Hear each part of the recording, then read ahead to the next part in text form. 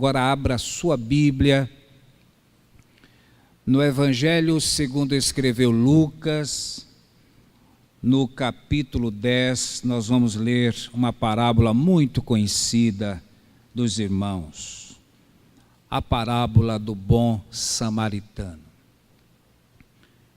Lucas 10, de 25 a 37, podem permanecer sentados como estão, enquanto faremos a leitura.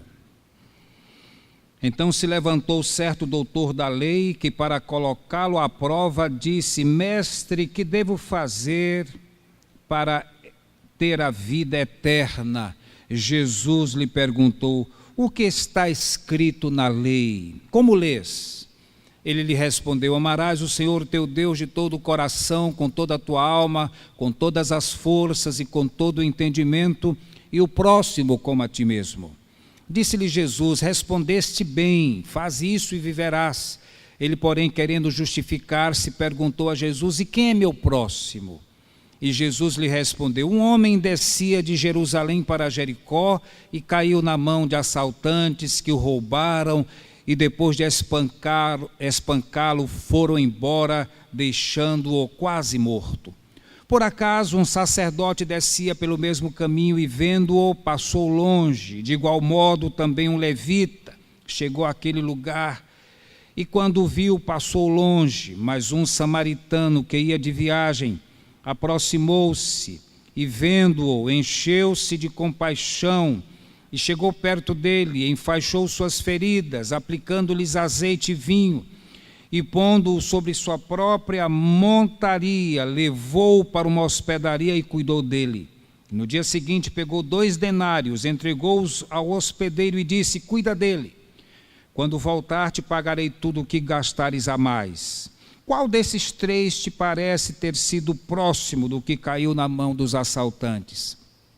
O doutor da lei respondeu: aquele que teve misericórdia dele. Então Jesus lhe disse: vai e faze o mesmo.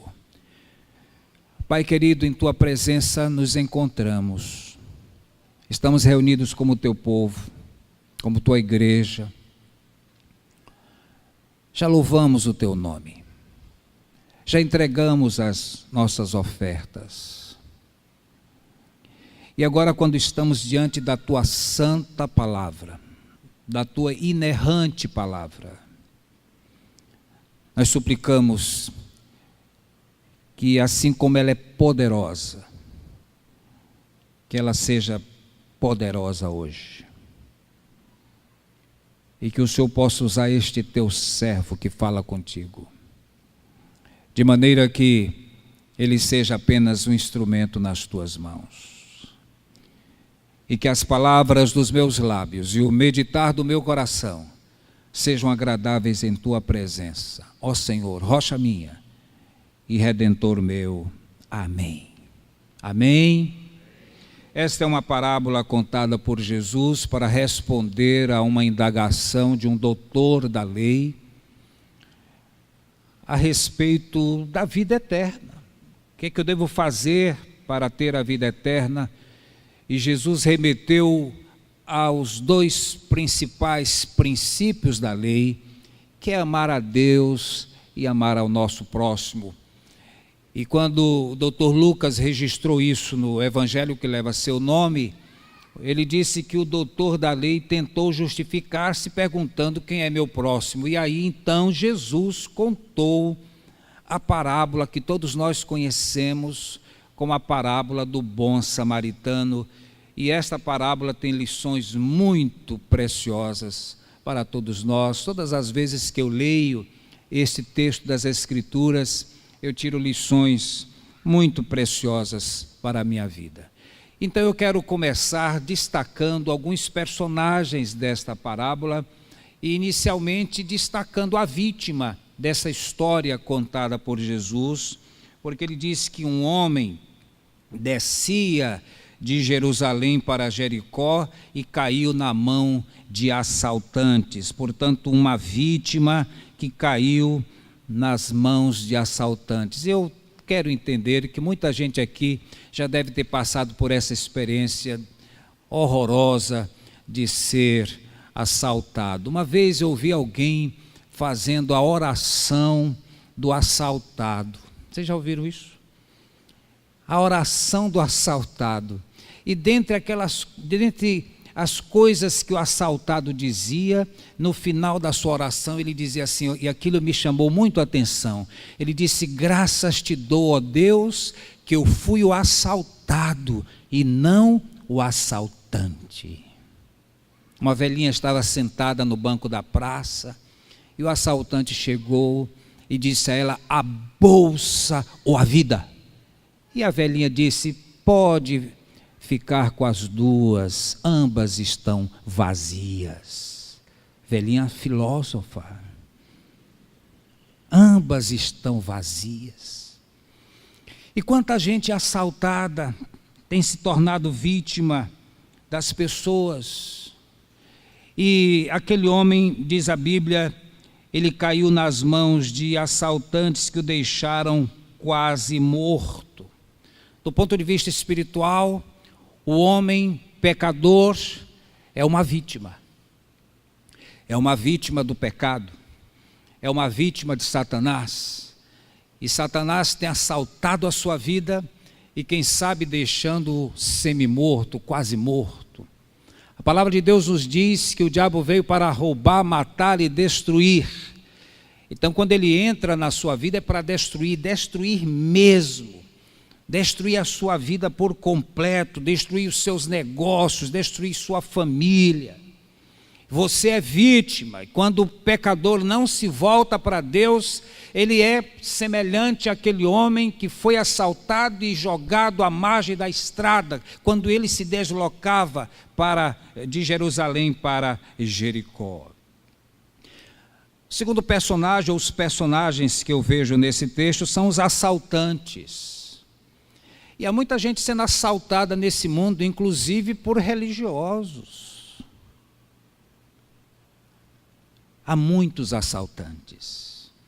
Pessoas que estão sendo assaltadas pela religião. Pessoas que estão sendo assaltadas por Satanás. Pessoas que estão sendo assaltadas pelos vícios. Estão semi-mortos, quase mortos. E os terceiros personagens dessa parábola contada por Jesus são o sacerdote e o levita. Diz a Bíblia que um sacerdote passava, viu o sujeito lá deitado, quase morto, passou de longe. Depois passou um levita. Para quem não sabe, o levita era como se fossem os músicos da igreja, né? Os que se dedicavam no templo. Aliás, no Velho Testamento, os levitas eram os cantores, mas não só cantores, eles cuidavam de tudo relacionado ao culto, ao templo.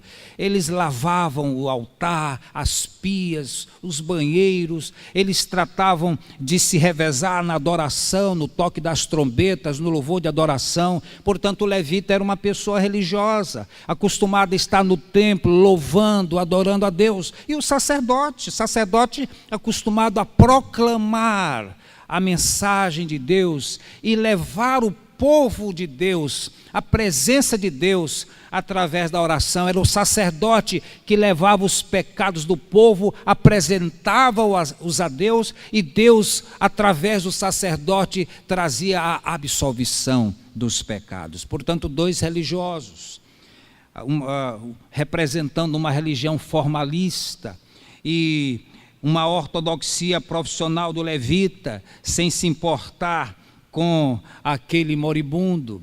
Mas são indiferentes também todos aqueles membros da igreja de Jesus que não se compadecem mais com o sofrimento humano, com a dor humana. E finalmente eu vejo nessa parábola o samaritano, que se compadeceu dele. E se você olhar para as características deste samaritano, eu posso afirmar, sem sombra de dúvida, que aquele samaritano era Jesus. Embora Jesus fosse judeu, ele conta a história de um samaritano. E um samaritano era alguém que não era judeu, vinha de uma descendência mista, portanto não podia adorar a Deus no templo em Jerusalém. Eles tinham o seu próprio lugar de adoração no monte, em Samaria.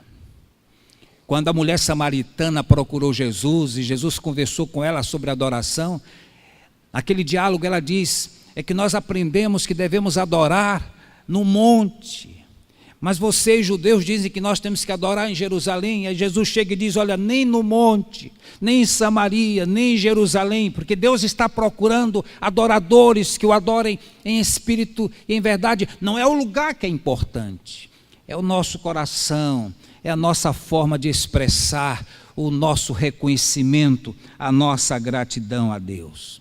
Agora eu quero convidar você nesta noite a estar com a sua Bíblia aberta, ou seu smartphone, não é no Face, é no texto bíblico, olhando comigo com muito carinho esse texto narrado pelo Dr. Lucas, para que nós possamos ver as características deste samaritano. E eu quero afirmar que as características deste samaritano são as qualidades de Jesus. Olha só, a Bíblia nos diz assim, que um samaritano, no verso 33, mas um samaritano que ia de viagem, aproximou-se e vendo-o, encheu-se de compaixão. Primeiro, um samaritano. O samaritano era uma pessoa rejeitada, e Jesus foi rejeitado pelos seus. Se teve alguém que sofreu rejeição, bullying, esse foi Jesus.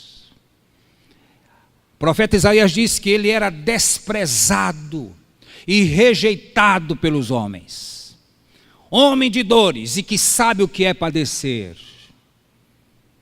E o profeta acrescenta, e nós, nenhuma beleza havia nele que nos agradasse. Era desprezado e dele não fizemos caso algum.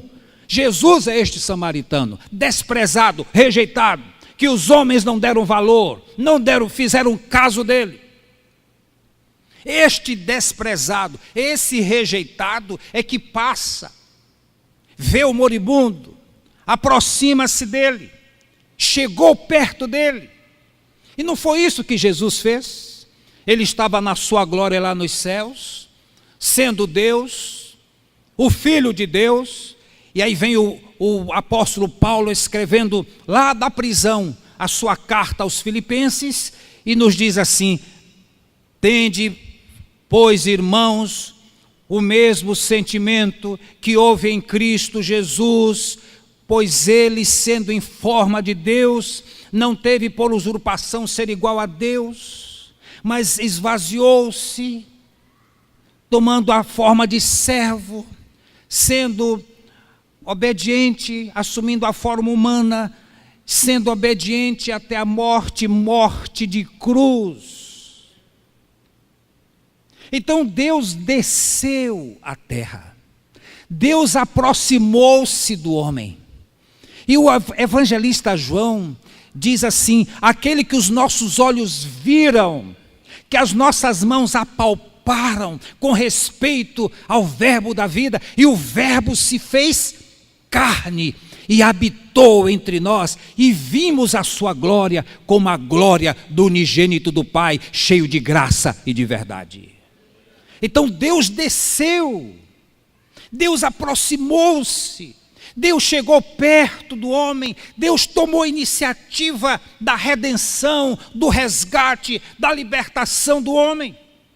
Ele tomou a iniciativa de nos buscar, de nos resgatar. Ele chegou perto, aproximou-se. Ele não enviou um WhatsApp. Você está precisando de ajuda? Você está precisando de alguma coisa? Eu vou enviar alguém aí. Eu vou enviar um diácono. Eu vou enviar um auxiliar meu. Jesus veio pessoalmente.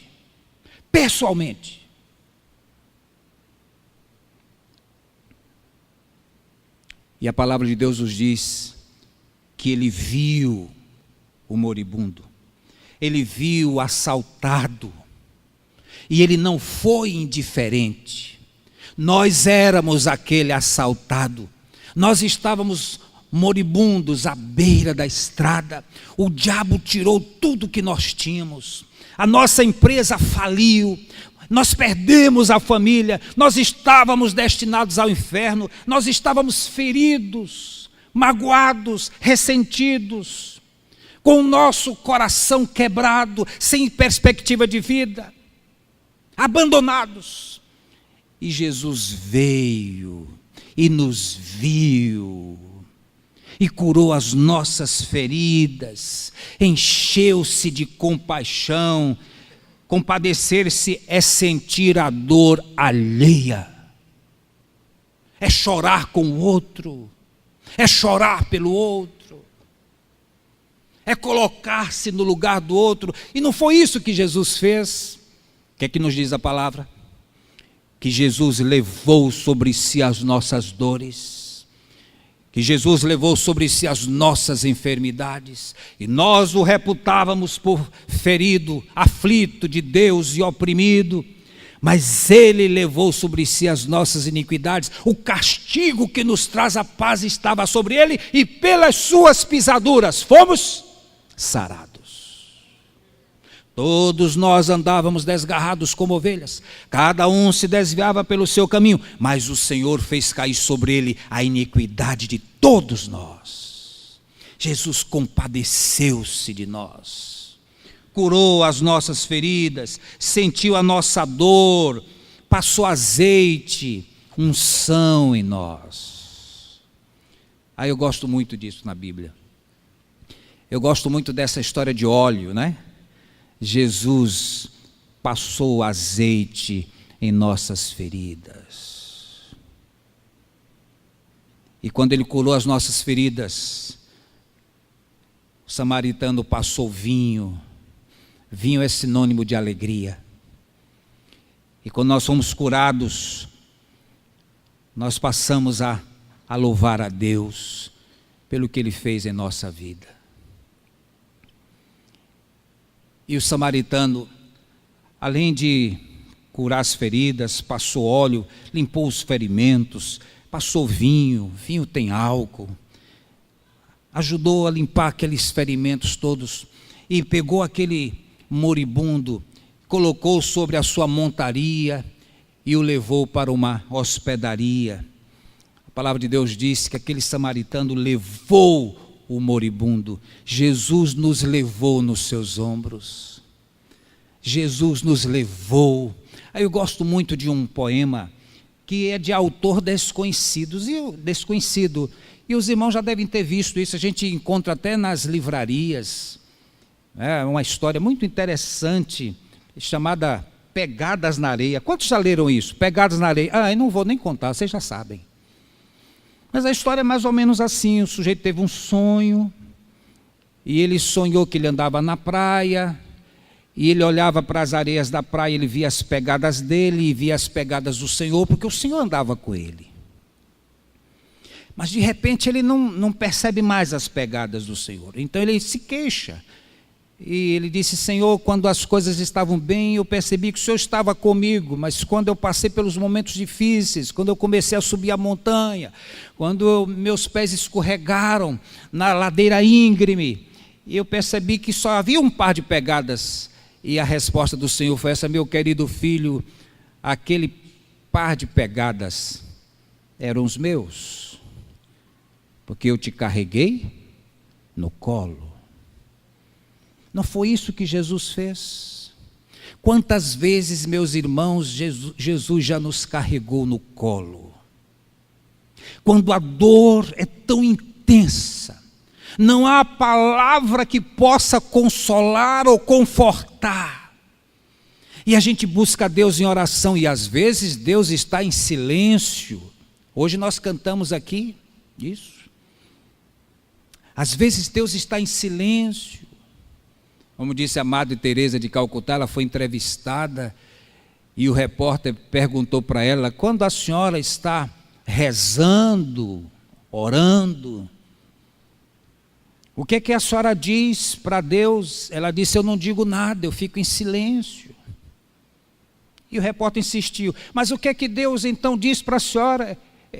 Ela diz: ele não diz nada, ele fica em silêncio. E muitas vezes Deus fica em silêncio.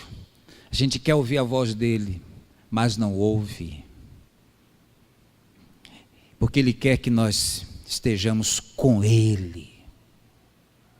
O mundo pode estar desabando, mas ele quer ele quer que nós saibamos que ele está ali.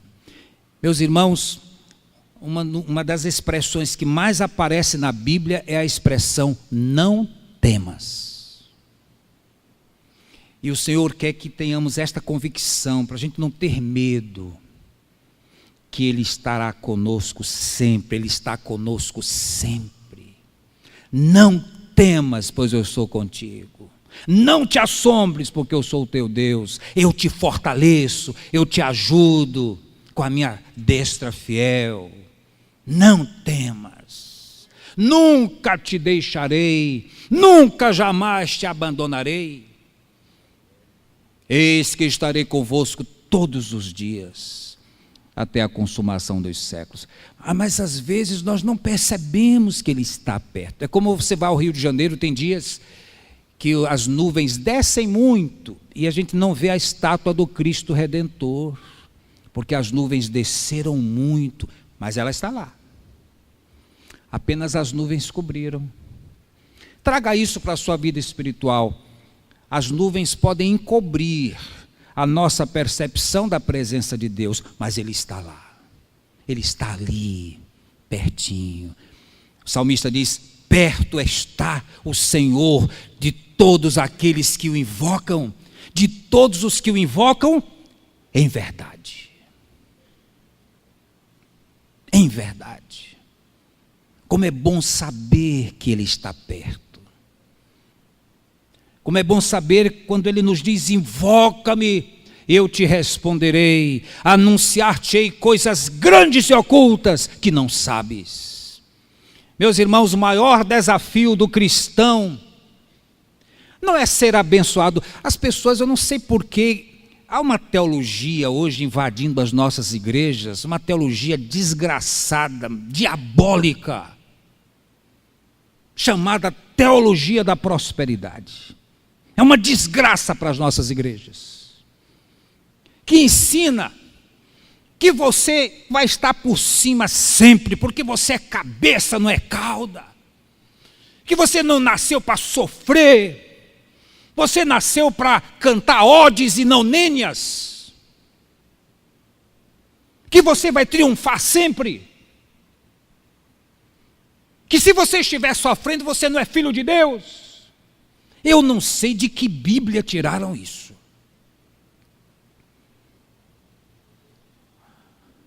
Mas o fato é que essa doutrina tem invadido as nossas igrejas. Os crentes estão vindo para a igreja para receber uma bênção. E ser abençoado é comprar um carro novo. Ser abençoado é comprar uma casa na praia. Ser abençoado é viajar para Paris todos os anos. Aliás, quem quiser me levar, me leva, eu vou com muito prazer.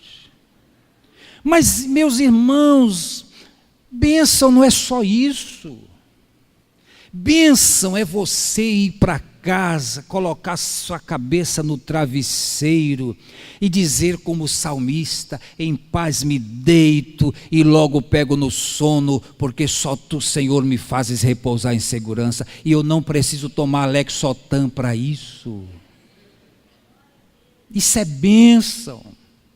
Bênção é você ver a sua família toda servindo a Jesus, mesmo que sua família more debaixo da ponte bandeira Tribuse,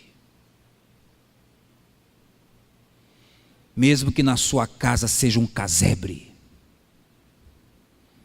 Eu já tive essas experiências pastorais, de visitar casebres e encontrar cristãos genuínos, com um sorriso nos lábios, com uma fé extraordinária.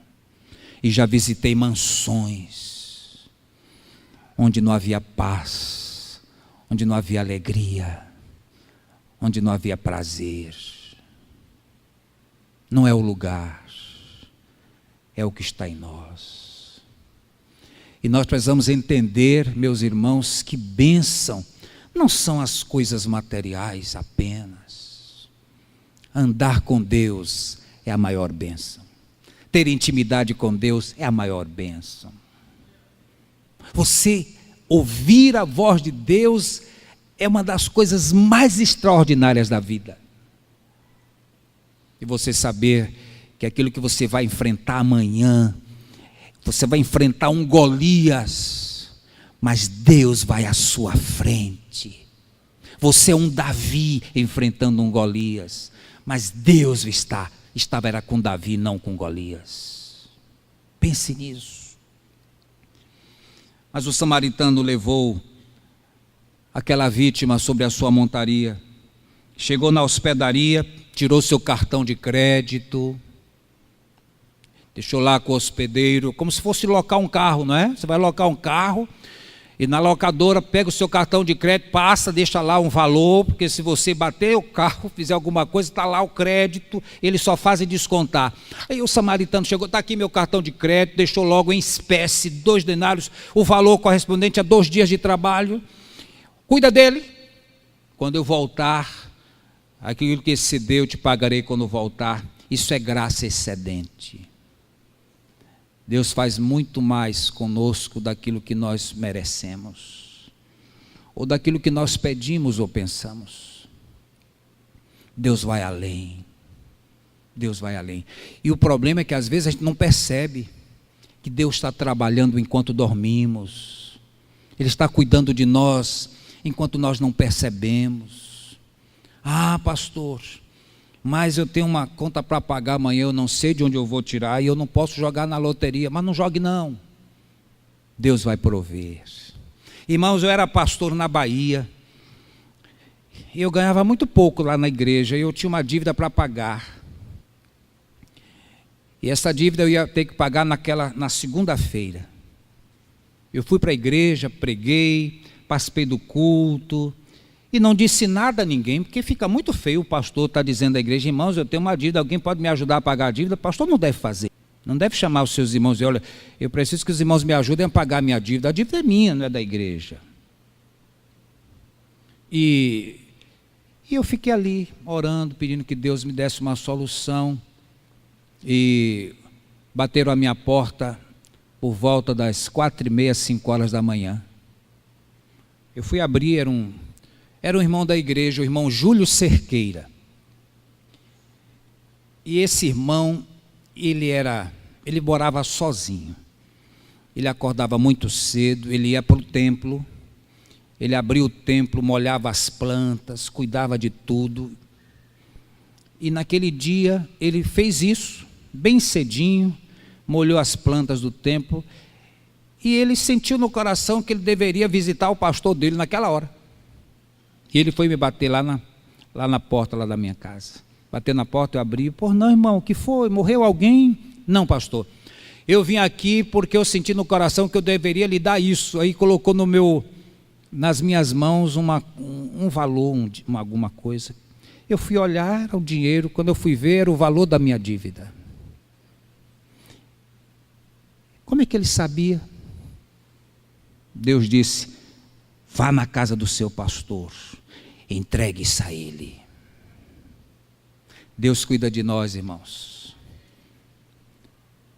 Quando nós andamos perto dele, quando nós gastamos tempo com ele, ele está cuidando de nós, dos nossos interesses. E olhe, o samaritano levou o moribundo para a hospedaria. A hospedaria é a igreja. Quantas vítimas chegam aqui? Quantos moribundos chegam aqui? Chegam no hospital, na hospedaria. E a igreja precisa cuidar, ter compaixão, pensar as feridas, passar óleo, azeite.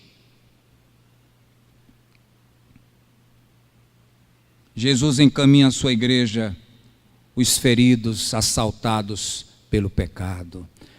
E irmãos, eu gosto de pensar na igreja assim, igreja que acolhe, igreja que abre suas portas, igreja que tem compaixão, igreja que não é indiferente à dor do próximo, igreja que ajuda. Aliás, uma senhora aqui da igreja postou aí nos grupos da igreja hoje uma informação: um raio destruiu a casa de amigos dela. Está ali o irmão.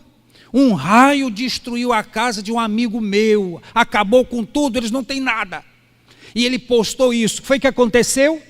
Os irmãos da igreja disseram: conta comigo, conta comigo, conta comigo, mandando WhatsApp, agora tem que ir lá. Tem que resolver. O que está faltando? É comida? É roupa? É alimento? Isso é ser igreja.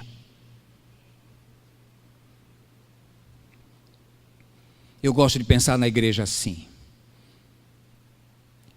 Igreja é para os feridos, moribundos, os pecadores, que foram deixados à margem do caminho, mas que o bom samaritano alcançou, pela sua graça, pelo seu azeite, pelo seu vinho, e cuidou destas pessoas.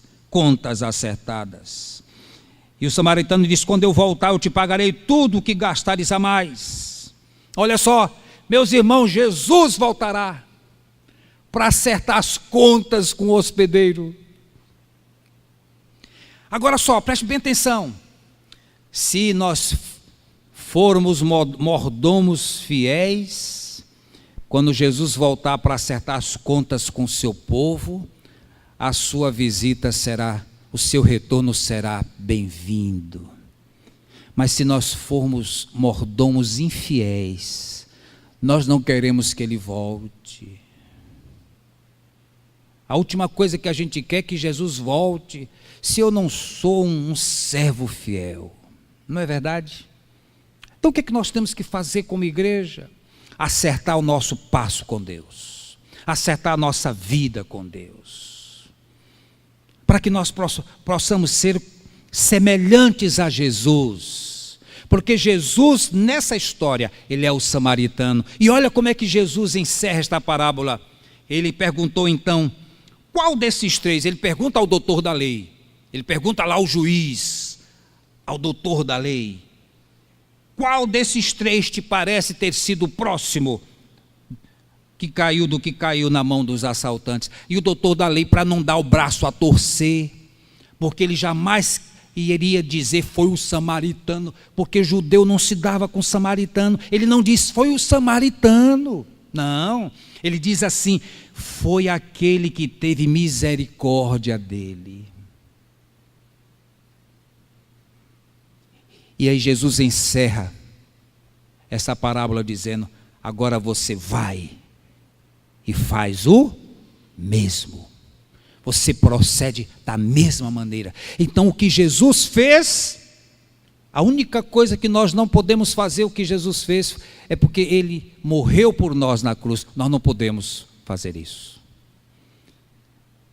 Mas as demais coisas ele quer que a gente faça para que possamos ser semelhantes a ele, discípulos dele. Ele disse: vá e faze o mesmo.